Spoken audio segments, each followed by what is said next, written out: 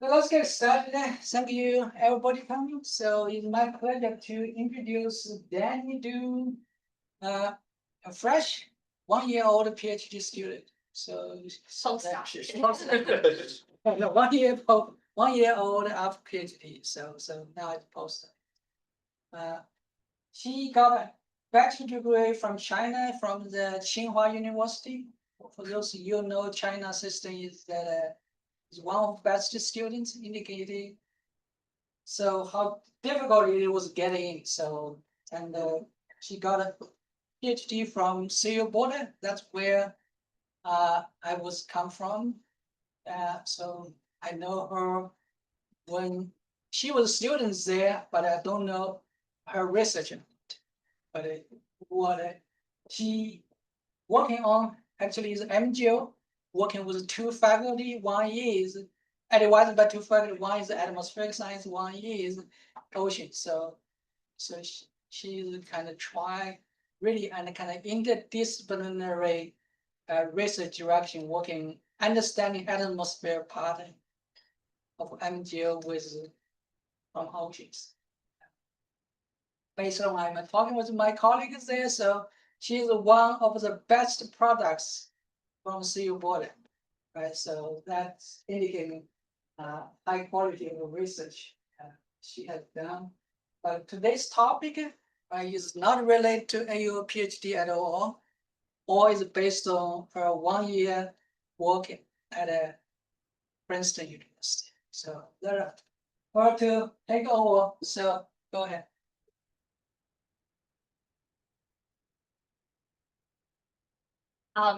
Thanks, Jen, for the kind introduction, and thank you all for having me here today at the SoMAS seminar.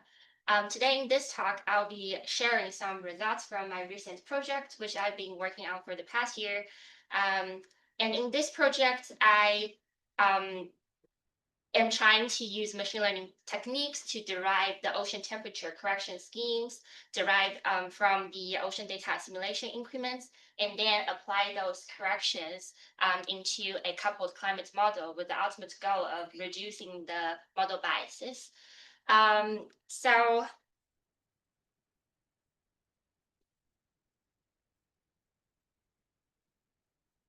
to start, I'd like to share 2 interesting failures we had along the way of this project.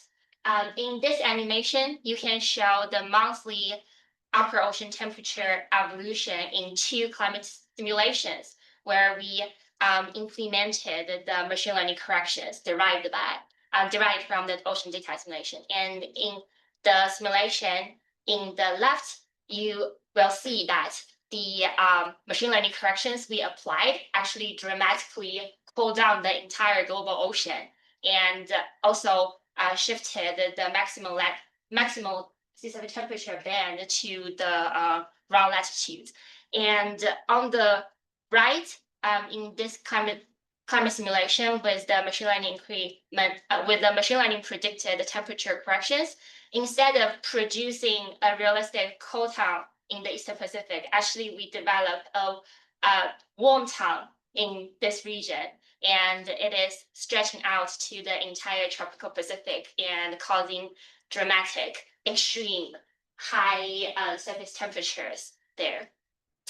So with these 2 examples of failures, eventually we still develop some climate simulations applying the machine learning correction that has a realistic representation of the climate state and with substantially reduced climate biases. So hopefully this talk will encourage you, or to some extent inspire you to, like, for those who are interested in applying machine learning to your own research, do not be afraid of those errors, and hopefully I can share some experience and lessons I learned along the way. Due to the limitations in the computational resources, our climate models often use coarse resolution, which means they cannot explicitly resolve all the physical processes in our climate system. Therefore, we need some simple representation of those processes, such as like parameterizations for the atmospheric convection, the radiated transfer, and the vertical mixing in the ocean. However, these parameterizations are often one of the major sources for the climate models. Taking the seasonal temperature biases, for example, on the right, here is a figure of the CMIP6 multi-model ensemble mean for the seasonal temperature bias pattern. And the most prominent feature you may notice is the cold blob in the North Atlantic. And this is likely related to the insufficient heat transport due to the wrong representation of the mesoscale eddy parameterization. And in contrast, you'll also observe some warm temperature biases in the western coast of South America and South Africa, as well as in the Southern Ocean. And several studies have investigated the reason, and they conclude that it is likely related to the misrepresentation of the clouds and the resulting radiative feedbacks. So due to these well-known problems in the existing traditional parameterization, nowadays there is a new trending of developing the machine learning-based parameterizations. And in a lot of cases, these machine learning-based corrections hold the potential to outperform the traditional parameterization. A common workflow for developing such machine learning-based parameterization often begins by picking a single subgrid process of your interest, and then generate the high resolution simulations for producing the training data set under the assumption that this high resolution simulation can perfectly resolve the process of interest. After obtaining the training data set, usually a machine learning model is trained to emulate the relationship between the resolved and unresolved variables. And eventually, this machine learning parameterization being trained will be implemented in a coarse resolution model. So on this slide, I show an example of the machine learning-based parameterization for the mesoscale eddy flux, eddy momentum flux. And this machine learning scheme is named ZB20. And in figure B, you can see that with the application of this machine learning derived parameterization, actually it warms up the cold blob region as denoted by the red circle here, compared to the control simulation, which utilized a traditional parameterization scheme. And eventually in figure D, you can see that this new parameterization can help to reduce the cold bias there and therefore improving the climatological representation of the seasonal temperature. Another example is for the vertical mixing parameterization. The traditional vertical mixing parameterization, such as the KPP and EPBL, they usually prescribe a universal shape function as shown on the left figure, denoted by the red dashed line. However, diagnosed from the second moment closure models, the actual diffusivity shape function is actually very different from this universal shape function, presenting large variability across the different oceanic conditions, as denoted by the blue shading here. And with the traditional EPBL parameterization, which uses a universal shape function, in figure C, we can see that for the summertime mixed layer depths, there is the unrealistically deep mixed layer depth biases in the tropics. However, with the machine learning predicted diffusivity function, and as shown in figure D, it can actually reduce those deep mixed layer depth biases and therefore improve the representation of the upper ocean structure. And this common workflow described here usually targets a single process of interest, and it is heavily dependent on the high resolution simulations. However, in reality, it is often the case that our climate model biases can come from multiple interacting and sometimes unidentified sources. And motivated by this, we propose a new workflow here, which is to directly learn the corrections from the data assimilation increments. For those of you who might not be familiar with the concept of data assimilation, here is a schematic diagram illustrating how the data assimilation works. So the blue dashed line here represents the model state without any constraint from the observation. And now we have the observations denoted by the dots. They can provide the corrections to the free running model state by computing the analysis increment during the data assimilation, as denoted by those red arrows. And these red arrows will push the blue dashed line to the green solid line, which is a closer match to the observational state. And this green solid line is the so-called analysis state. Ideally, if our climate model is perfectly unbiased, then those analysis increments denoted by the red arrows, they should fluctuate randomly around the negative and positive values, with the mean being close to 0. However, this is often not the case because all climate models, they're biased. And on the right, we show this climatology of the system temperature data assimilation increments in the SPEAR model, which is a coupled climate system model developed at GFDL. And we can see there is these non-zero large increments. For example, the positive increments in the mid-latitude and the negative temperature increments in the tropics. And these large amplitude of those increments highlight the errors in the climate model. And because the data assimilation increments, they can reflect the biases of climate models, they can also be utilized to derive the corrections. And there's one well-established method following this idea, which is the so-called ocean tendency adjustment.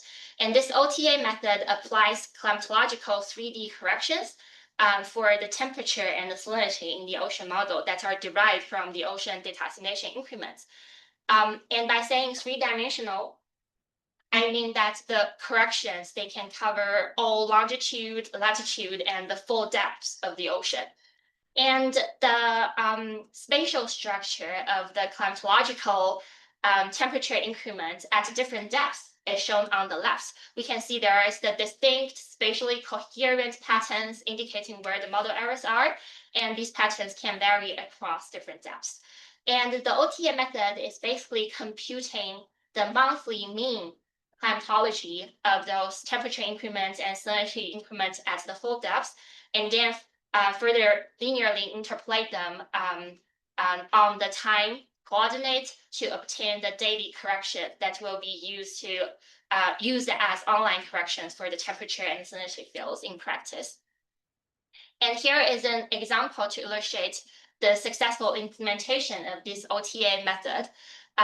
It can significantly reduce the temperature biases, such as in the key regions, such as the Nino 3 region. So for the figure on the right, the lower right panel is actually one simulation without the climatological corrections for the temperature or salinity. And we can see that as time goes on, there will be the cold drift in the subsurface, which is corresponding to the shallow thermocline biases in that region. However, for the 3 simulations with such kind of climatological corrections, this cold drift is largely alleviated, and it will help to improve the ENSO prediction. And more recently, studies are not limited to derive climatological corrections from the data assimilation. Instead, they start to explore whether or not we can derive machine learning corrections from those data assimilation increments. And here is an example for the sea ice concentration. Again, on the left, you can see that there is very good one-to-one correspondence between the bias in the model simulated sea ice concentration and the DA increments for the sea ice concentration, where there is the positive bias, which means there are too much sea ice. The data assimilation increments will be negative, which means that the DA is trying to reduce the sea ice content from the model. And Will Gregory and their colleagues, they developed a convolutional neural network to predict such data assimilation increments for the sea ice concentration, and they have applied this correction scheme into the SPEAR model.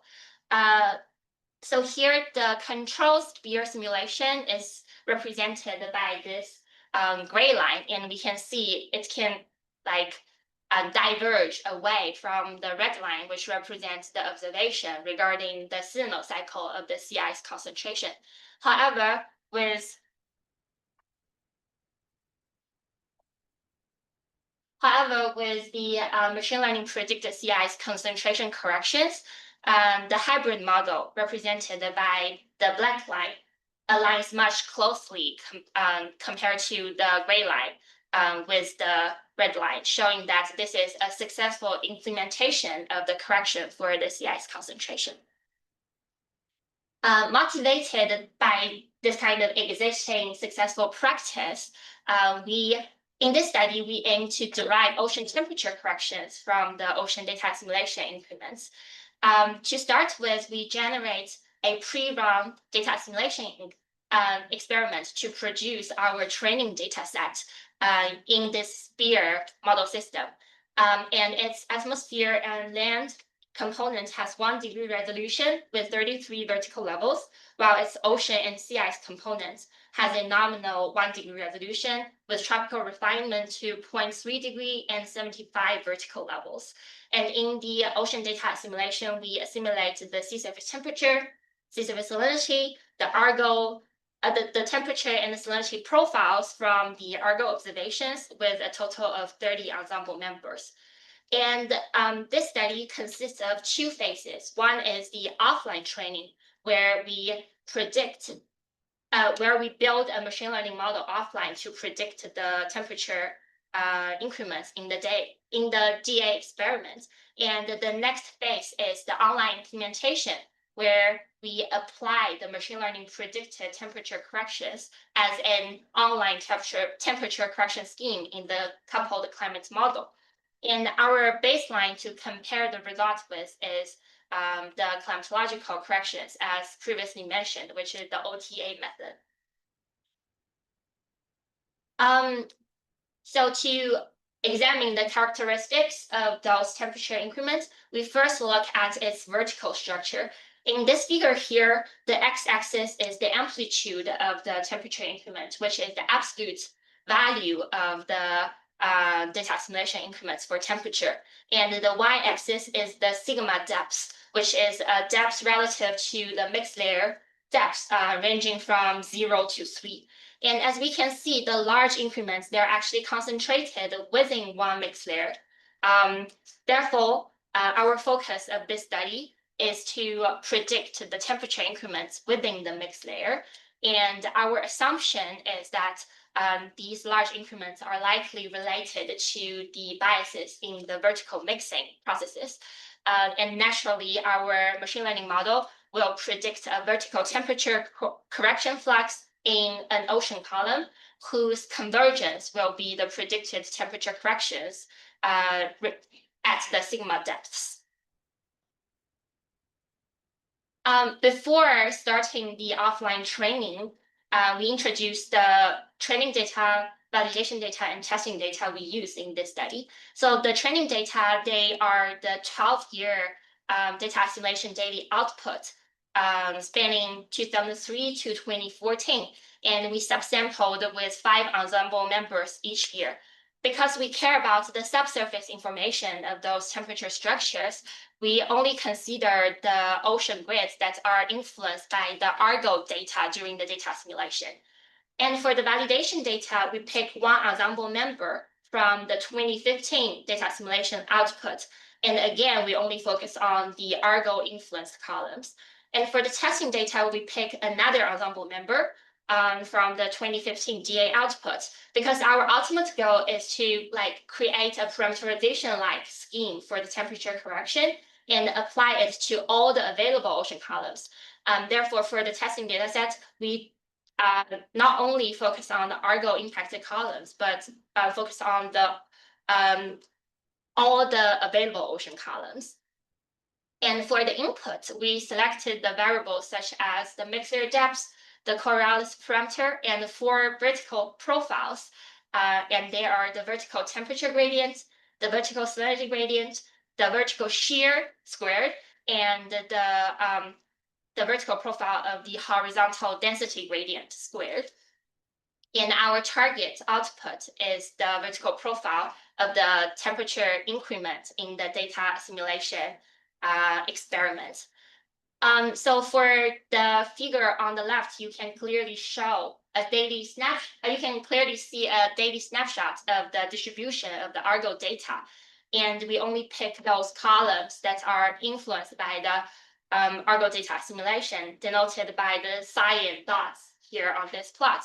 And for each of those Argo influenced column, we can compute the mixed layer depth, compute the corresponding Coriolis parameter based on the latitude, as well as pick up the vertical profiles used in the machine learning prediction. So here we take the output, which is the vertical profile of the temperature gradients, for example. Originally, they're on the z coordinate with the red solid line denoting the depth of the mixed layer, the bottom of the mixed layer. And we can use this mixed layer depth to convert the z coordinate to a sigma coordinate, which is relative to the mixed layer depth, ranging from 0 to 3, as shown on the right. And this conversion is to guarantee that we can treat all of these vertical profiles ranging different mixed layer depths in a same way, so it can be generalizable to different mixing schemes, different regions, and different seasons, hopefully. After selecting the input sets and the output target, we need to generalize the input. And for those vertical profile, which are the vector inputs, the way to generalize them is to take the Euclidean norm of it and obtain the corresponding unit vector. And this treatment will naturally guarantee that the unit vector representing the shape of the vertical profile and all of their elements are strictly constrained between -1 to 1. And furthermore, we generalize the scalar inputs together with the Euclidean norm obtained from the vector inputs. And the strategy is to do log transformation, Gaussian standardization, or min-max normalization. And this is because our machine learning models, they're typically good at interpolation, but they're very poor at extrapolation. So it's like once you have something out of distribution, it cannot predict the true value. And by this treatment of generalization, we are kind of constraining all the inputs to a certain range so that they would not experience, hopefully they would not experience the out of distribution problem in the testing data sets or in the future online implementation. And this generalization is really important for online implementation.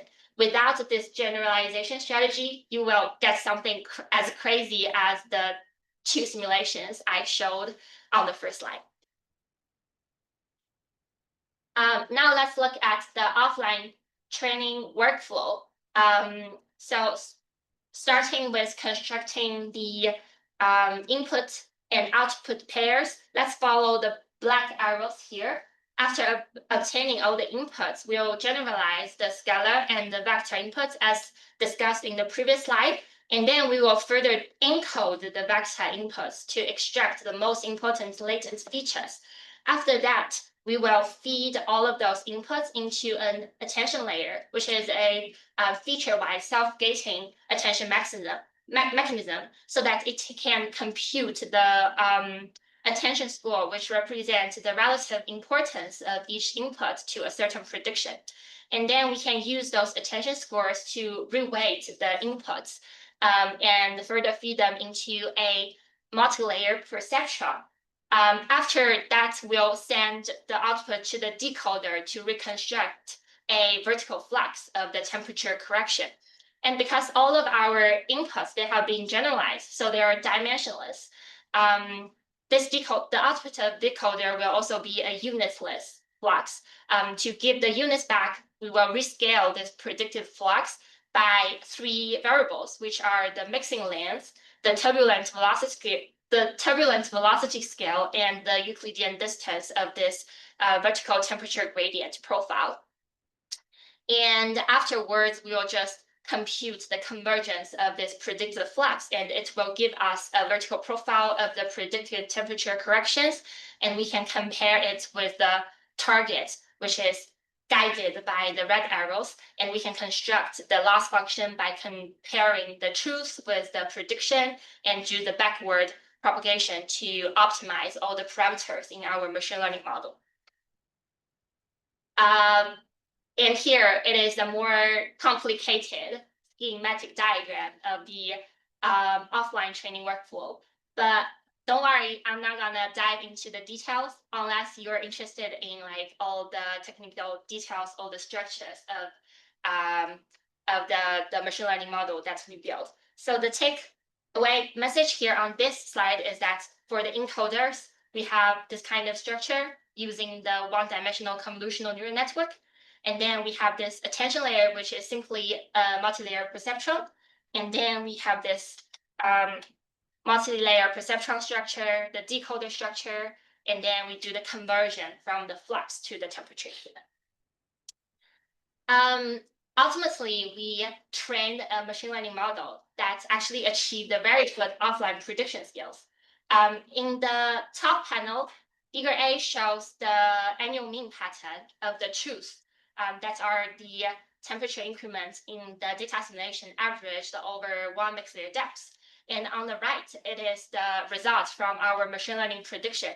And we can see there's the very good match between the truth and the prediction, indicating that our machine learning model is capable of recovering all of these spatial structures of the bias patterns.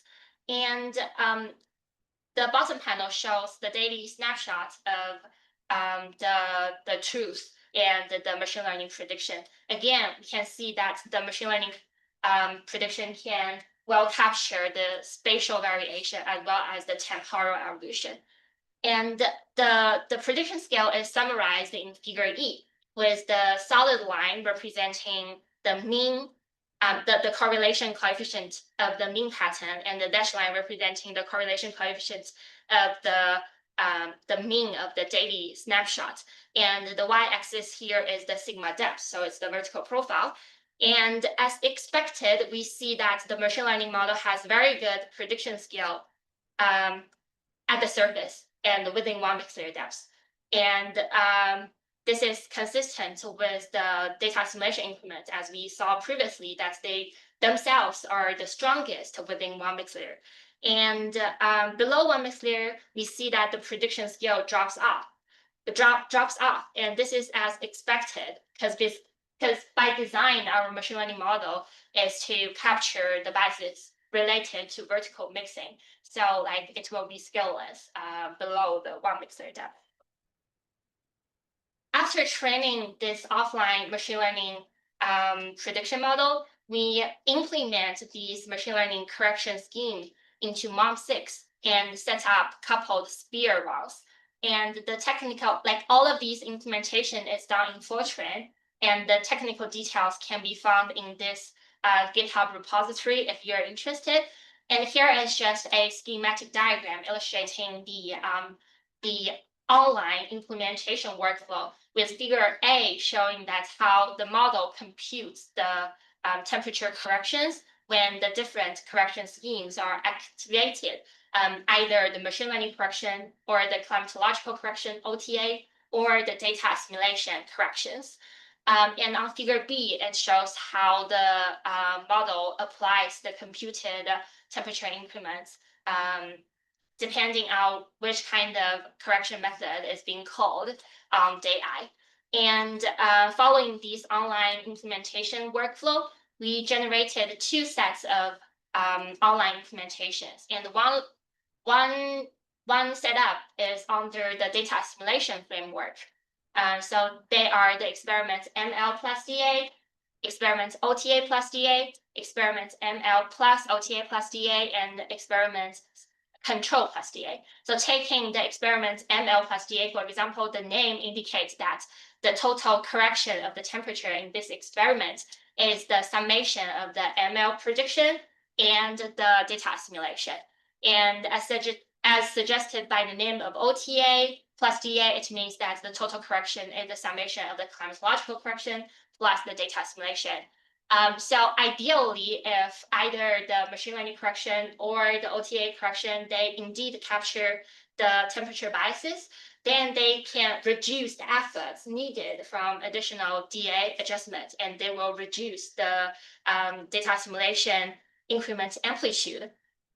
And similarly, we also have another setup, which are the free runs, which means they are like not influenced by the not constrained by the observational information at all. So they are corresponding to the prediction to some extent.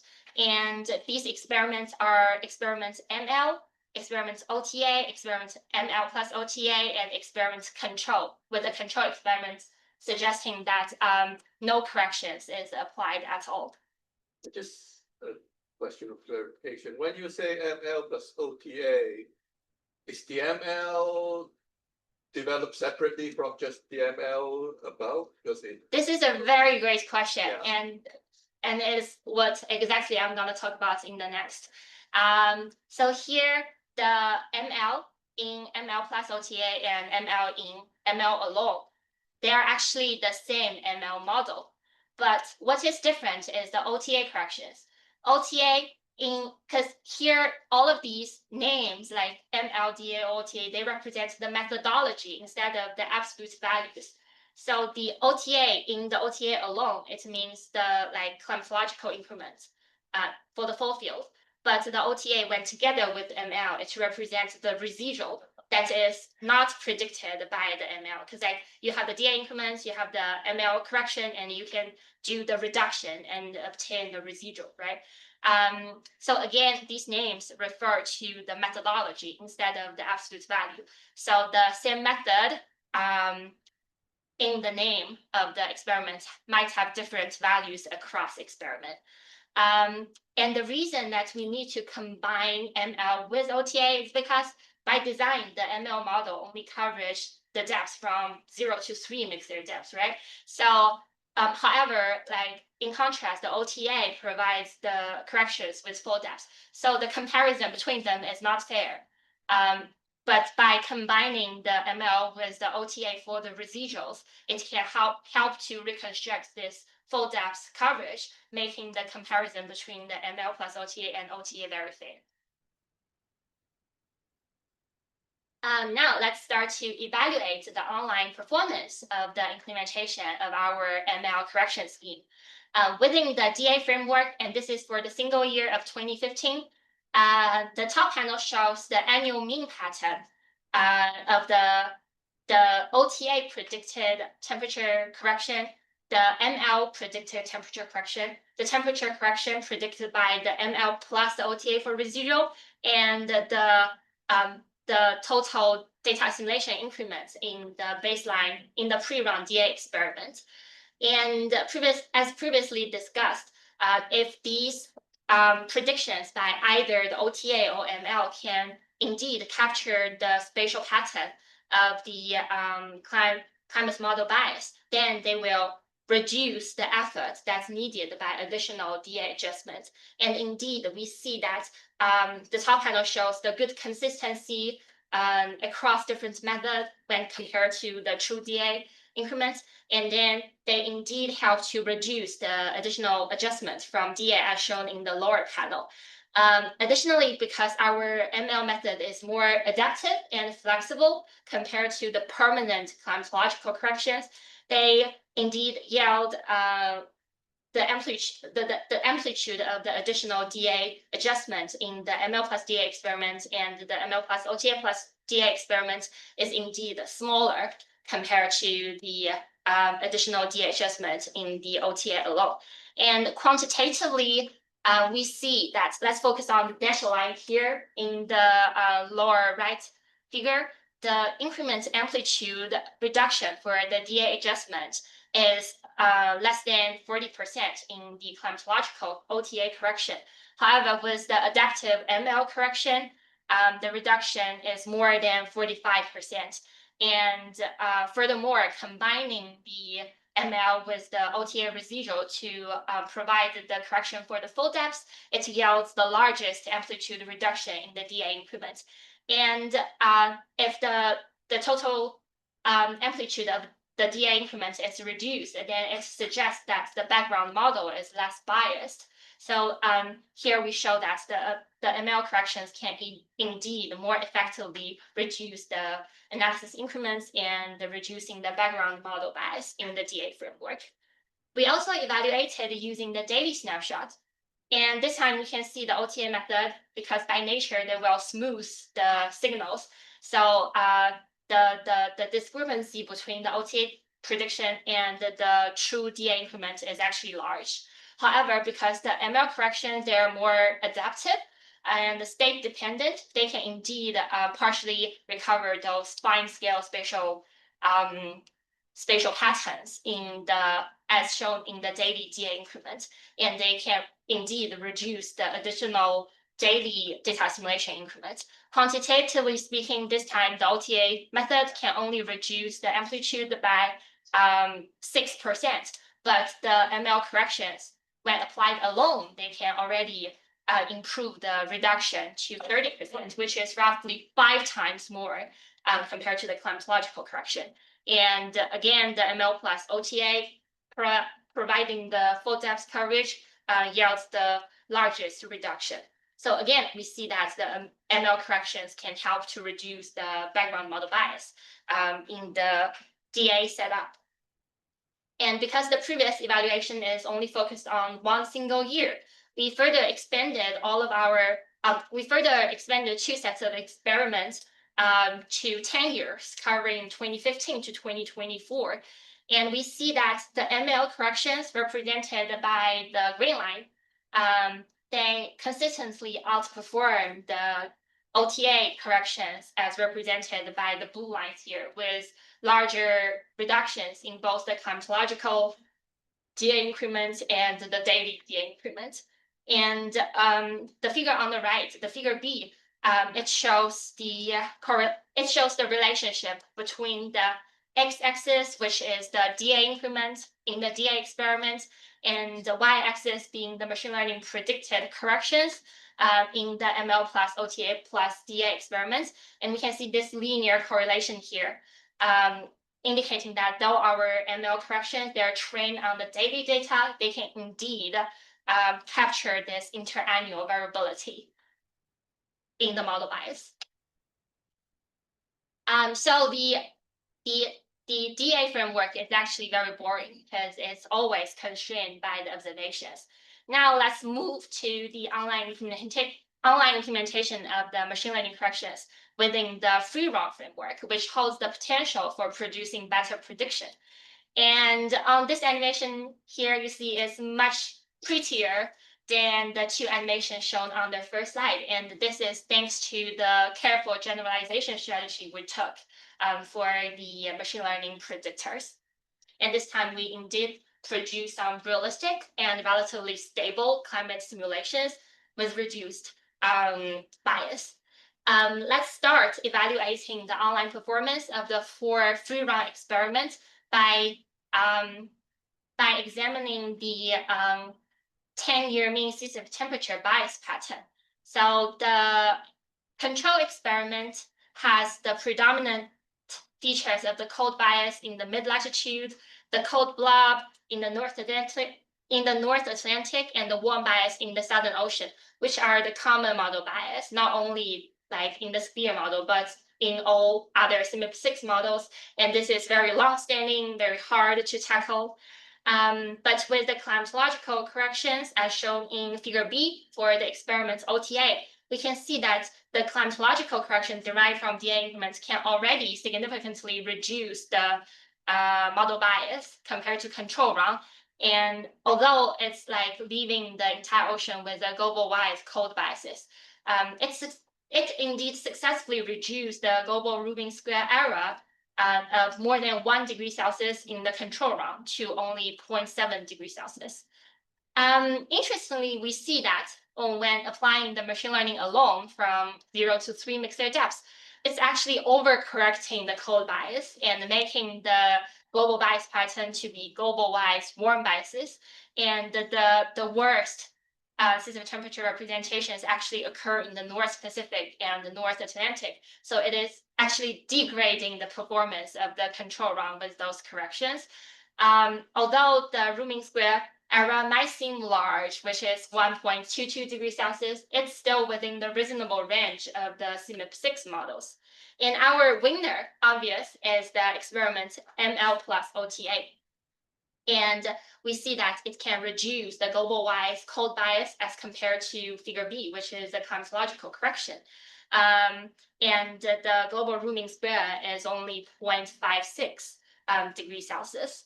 However, we do notice that there are some minor, probably I should not say minor, because those are the key regions.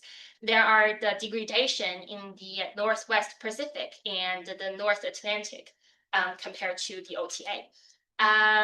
So the above analysis, they're focused on the 10-year mean climatology of the seas of temperature, evaluated by the root mean square error metric. Now we also present the temporal evolution of the seas of temperature root mean square error in the figure E here. And the red arrows, they are indicative of some tipping point of the performance comparison between the OTA experiment and the ML plus OTA experiment, represented by the blue curve and the green curve respectively. So we see that initially the root mean square error in the green curve is smaller, which means that the ML plus OTA reduce the seas of temperature biases and make it closer to the observation. But later on, after approximately 1 month, the OTA corrections actually outperform the ML plus OTA corrections. And interestingly, after approximately 4 years, our ML plus OTA experiments again overtake the OTA corrections and yielding the best seas of temperature representation in the long term. So this crossing point raise up 2 questions. The first question is why the ML corrections become worse than the climatological corrections after a few weeks. And the second question is why, long-term speaking, the ML corrections are still better than the climatological corrections. And the first correction is related to the online drift. And naturally, we can understand it as the climatological corrections, they're stationary, they don't change with the model state.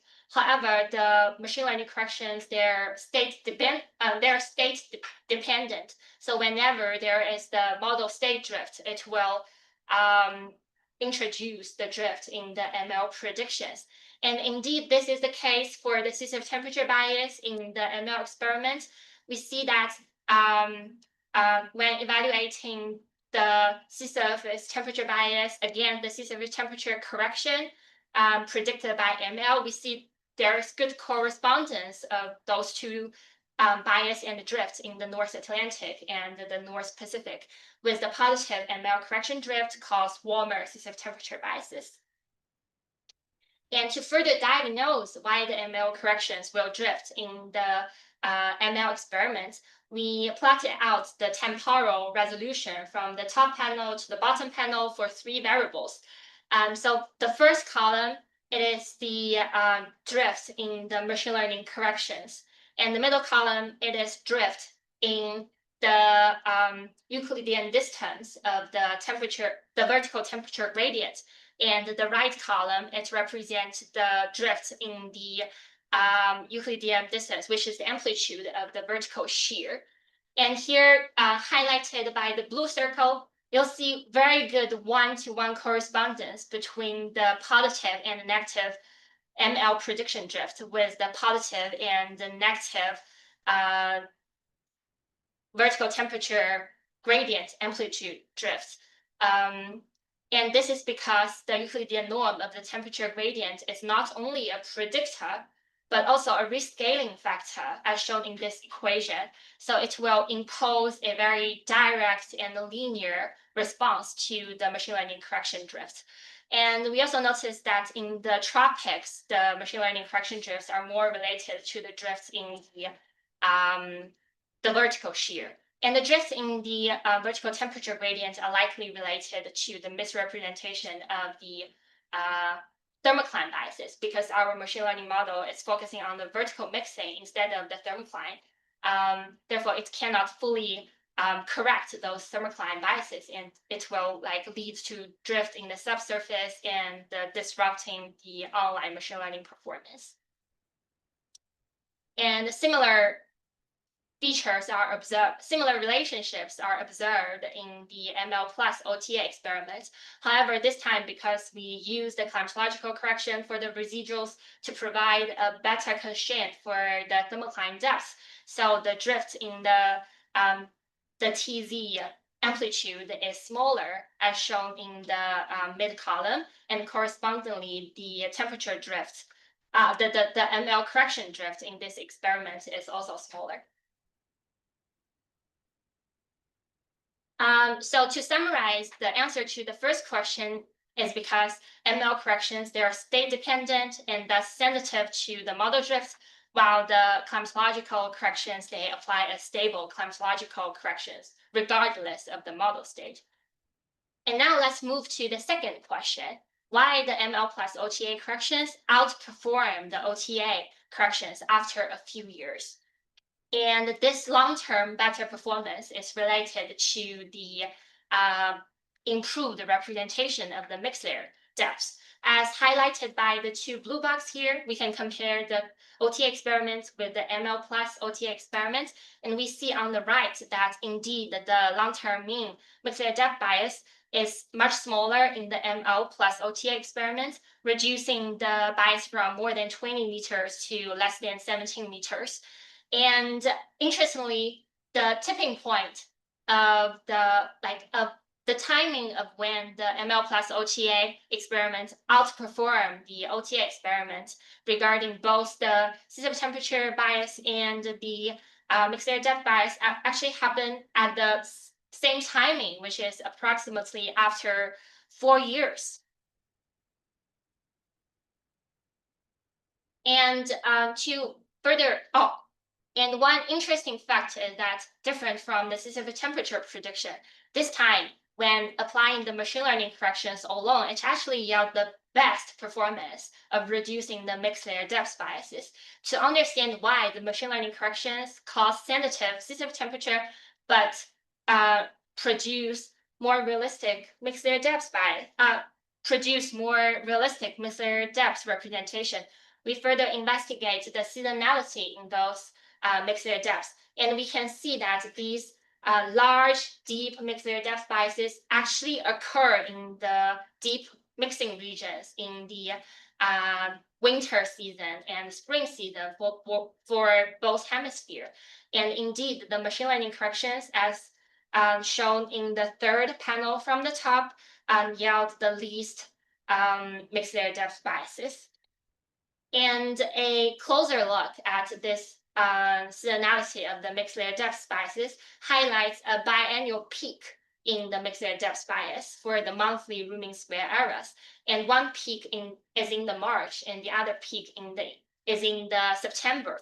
And these two peaks in the late spring and late winter and early spring indicate that these biases are likely related to the misrepresentation of the submesoscale eddy restratification, which exactly happened at the same timing, and they act in a way to slump the isopycnal and therefore make the deep mixed layer depths shallower. And the traditional submesoscale eddy restratification parameterization utilize variables like mixed layer depth, Coriolis parameter, and the horizontal potential gradients. And all of these traditionally used predictors are exactly what we used for the machine learning correction. And thanks to the attention layer we applied in the machine learning framework, we can actually investigate where our machine learning model is looking at, which means it is attributing larger relative importance to some certain variables at certain locations and certain timing. And indeed, our machine learning model is looking at the correct variable, which is a latent variable encoded from the horizontal potential density gradient. And it's indeed looking at the correct location, which is the deep mixing regions, such as the Crucial and Gulf Stream, as well as in the Southern Ocean. And it's also looking at the correct timing, which is the late winter and the early spring. And it is because the machine learning model learns the underlying physics from the data assimilation increment.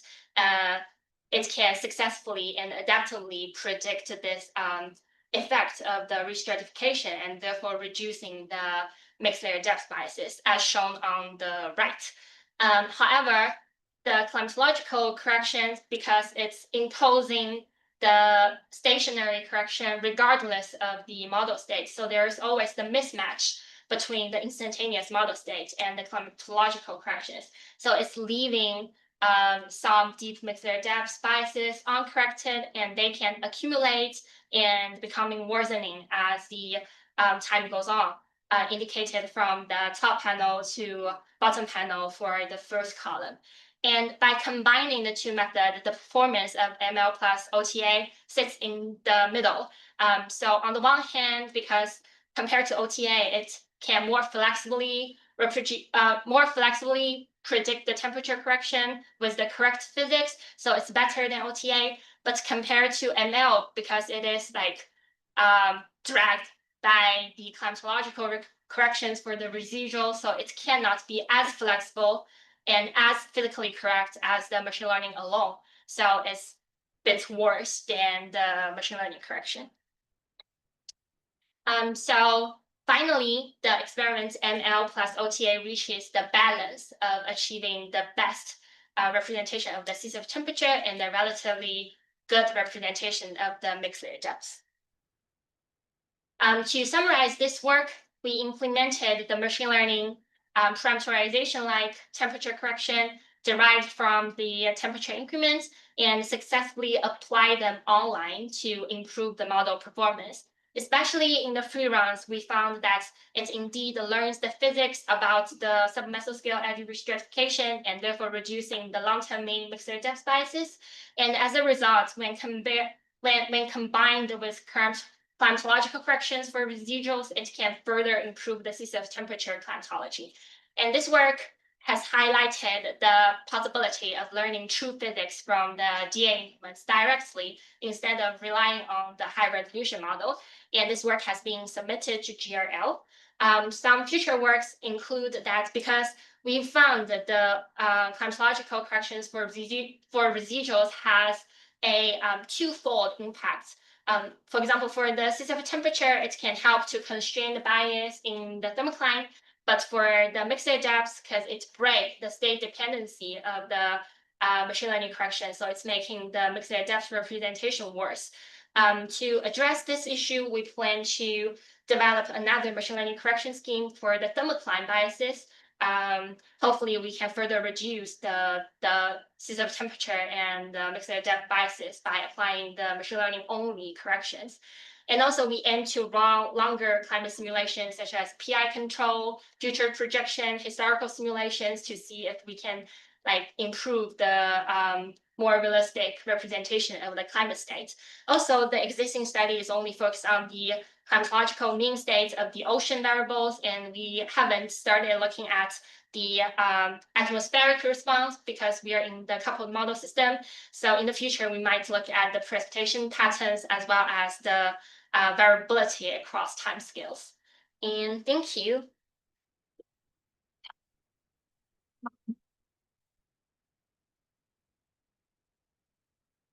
Thank you very much for this hot topic of machine learning. So, choose. That's a question. So when you had the scalars being transformed, you had the log transform and the Gaussian standardization. How do you pick which transformation to use, or did you try just them all? Yeah, this is a very good question. And in practice, usually you for a certain input, you can plot out the rho distribution of it first, right? And based on the shape of this distribution, you will have some intuition of what kind of transformation should be used. For example, some variables, for example, the mixed layer depth, it's by definition constrained between 0 to the like ocean bottom depths, right? So you can always constrain it with some min max values. And for other variables such as the temperature gradient, when plotted out, you'll see it has some like when you take the logarithm of its amplitude, you'll see the shape is very similar to a Gaussian distribution. So you can combine the log transformation and the Gaussian standardization. So it's indeed depending on the rho distribution of the variable of interest. Okay. Here's a question about sort of how do you prevent it from doing extrapolation? Because when you're training, you're constrained by the areas where you have the buoys.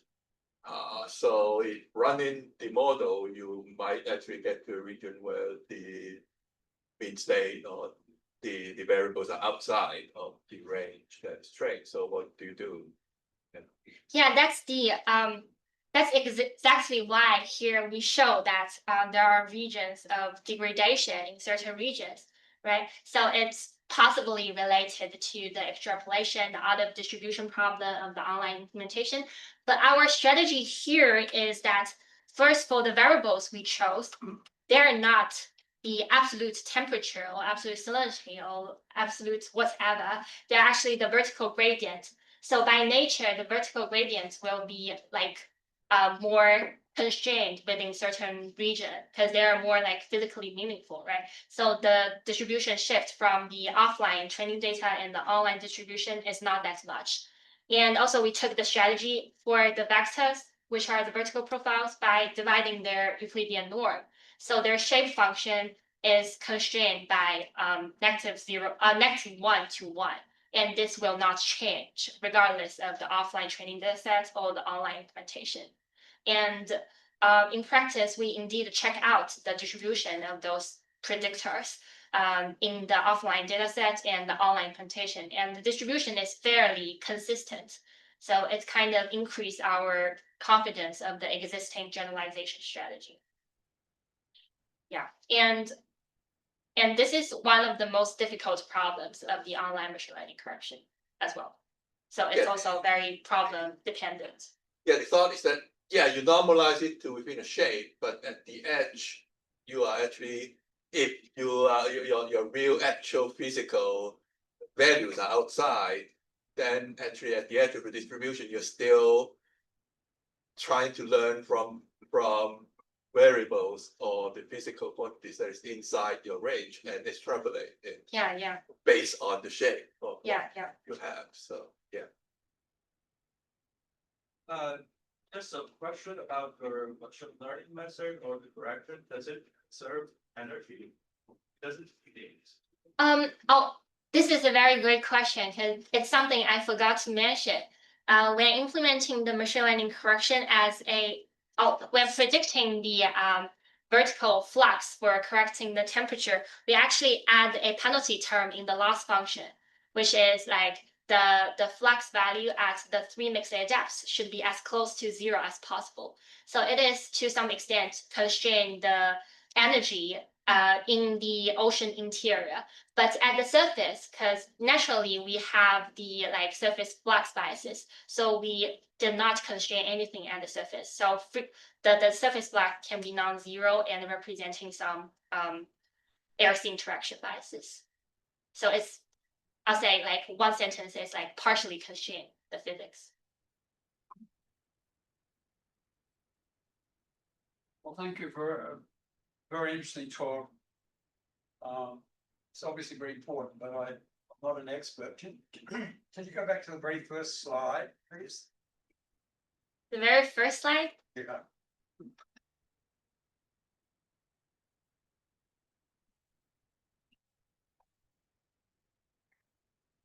Here we go.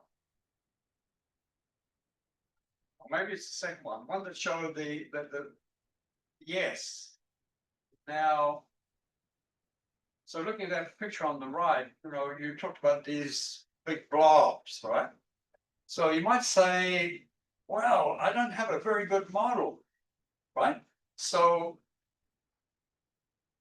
if the model is, we don't get the physics right, say, we're asking machine learning to repair it, but then the model's always got some bad physics.